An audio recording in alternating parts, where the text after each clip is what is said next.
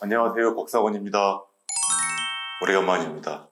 제가 선거를 마치고 나서 가장 먼저 무엇을 방송을 할까 하다가 일단 선거를 마무리함과 동시에 제가 지금까지 진행해왔던 박근혜 대통령을 상대로 한 위자료 청구 소송이 어떤 의미가 있었는지, 그리고 실제로 어떠한 내용인지를 제가 설명해 드리려고 합니다. 이 소송에 참가하신 분들은 대략 한 10,000명의 국민 정도 됩니다. 첫 번째 소송은 저와 5,000명의 국민이 원고로 참여해서 2016년 11월 하순에 처음 소장을 집어넣었고요. 두 번째로는 4,160명의 국민이 2017년 1월 달에 소장을 제출했습니다. 그리고 2017년 6월에 다시 416명의 국민이 법원에 소장을 제출했습니다. 여기서 이제 숫자를 보게 되면 첫 번째는 그때까지 접수되신 분을 5,000명으로 제가 나누었었고, 두 번째는 4,160명을 나누었습니다. 그리고 세 번째는 416명을 제출했습니다. 숫자가 4,160 혹은 416명이죠. 그렇게 한 이유는 저희가 모두 가슴 아파하고 있는 세월호 사건이 4월 16일에 벌어졌습니다. 그런데 박근혜 대통령께서 재임 중에 그 세월호 사건 원인을 국가가 당연히 밝혀야 함에도 불구하고 밝히지 않는데 국가의 행정력을 동원하셨습니다. 그래서 많은 국민들이 분노했고, 실제로 박근혜 대통령께서 퇴진하신 가장 큰 원인 중에 하나로 그 세월호 사건을 꼽을 수 있습니다.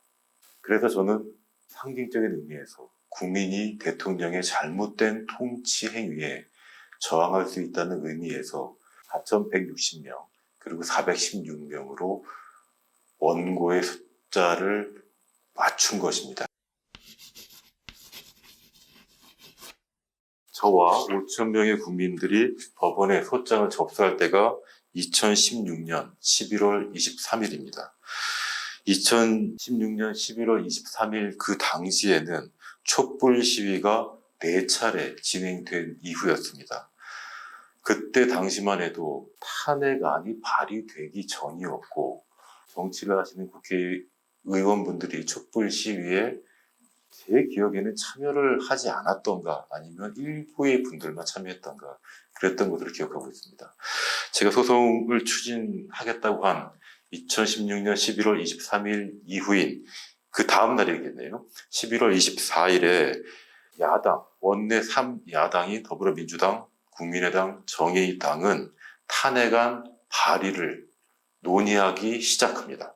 그리고 저는 그 사이에 소장을 완성하고 이 소송에 참가하실 원고분들을 모두 모아서 2016년 12월 6일에 서울중앙지방법원에 처음으로 소장을 접수합니다. 그리고 3일 후에 국회는 박근혜 대통령의 탄핵소추안을 의결합니다. 그래서 탄핵소추안이 헌법재판소로 발의가 되는 것입니다. 그리고 저는 2017년 1월 4일에 4,160명의 원고들이 참여한 소장을 두 번째로 접수합니다. 그리고 2017년 6월 22일에 세 번째 소장을 접수합니다.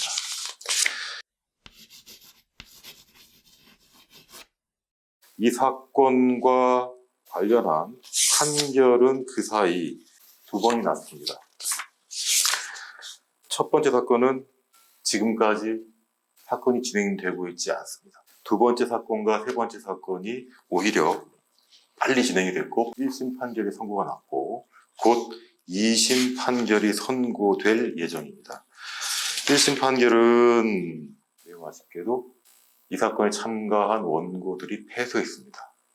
그리고 저는 왜 1심 판결이 잘못된 것인지 제 나름대로 연구한 법리적 연구, 그 다음에 사실적 연구들을 제출을 했고, 그래서 그 판결 선고가 2020년 6월 18일에 선고될 예정입니다. 이제 얼마 안 남았죠.